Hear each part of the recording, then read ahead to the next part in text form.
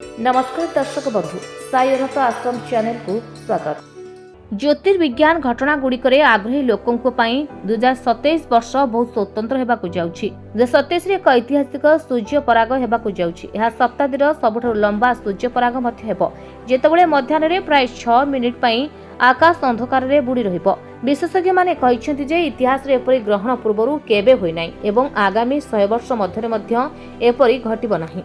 केबे हबो सूर्य पराग?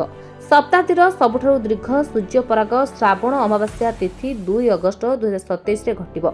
सूर्य पराग प्रतिवर्ष घटे, किंतु एहा पराग एहार दीर्घ अवधि पई चर्चा रहिछि।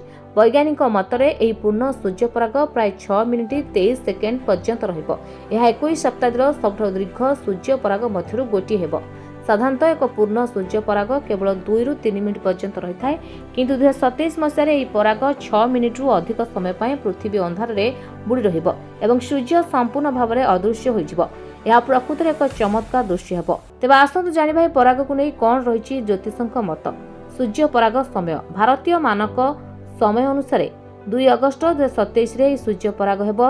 ए पराग अपराह्न 3:34 रे आरंभ होई 5:53 रे शेष हेबो। भारतीय माने अपराह्न 4:30 समय ए पराग देखि परिबे। भारत व्यतीत ए पराग उत्तर आफ्रिका एवं मध्य प्राच्य रे दृश्यमान हेबो, जेउथरे उत्तर मर्को, अल्जेरिया, दक्षिण ट्यूनिसिया, उत्तर पूर्व लिबिया, लक्सर, दक्षिण पश्चिम साउदी अरब, येमेन एवं मिस्र रो किछि अंश अंतर्भुक्त। तापमात्रा ह्रास पाई पारे। नासा अनुसार 2 अगस्त 2027 रे पूर्ण सूर्य पराग समय जो स्थान में पराग दृश्यमान हेबो सेटा 6 मिनिट 23 सेकेंड पाए सूर्य संपूर्ण भाव में घोड़े होइजिबो। फलस्वरूप अपराह्न संध्या बेले दृश्य देखा।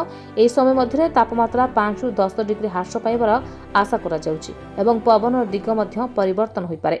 तमे पुओ को नै कि बाबा पाखु आसिला परे आपनकर कोन परिवर्तन हेछि? पुओर जो गोड़ हाथ फाटुतला तार भी कोन परिवर्तन हेछि? हाँ आज्ञा, मु एमिति जने सांग पिलांकठू शुणिकी आपन पाखु आसिली, किंतु आसिला परे मो पुओ दीर्घ 7 वर्ष होला जो कष्टटा भोगुथिला मोर हृदबोध होछि से 7 दिन रे गला भलिया लागिला। तेणु करी बहुत सॉल्व हो जाइछि।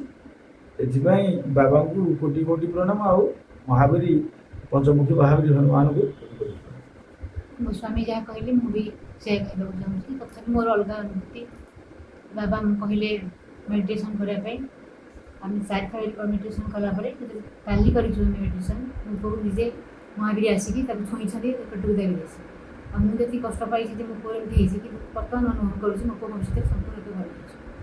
अच्छा पुओ एडी आसिले परे मोर जति माने कष्ट थिला मो आगुरु जमा चाली पारुनथली। एडी जति सप्ताह भीतर आसिलेनी माने मते एते भल लागुची।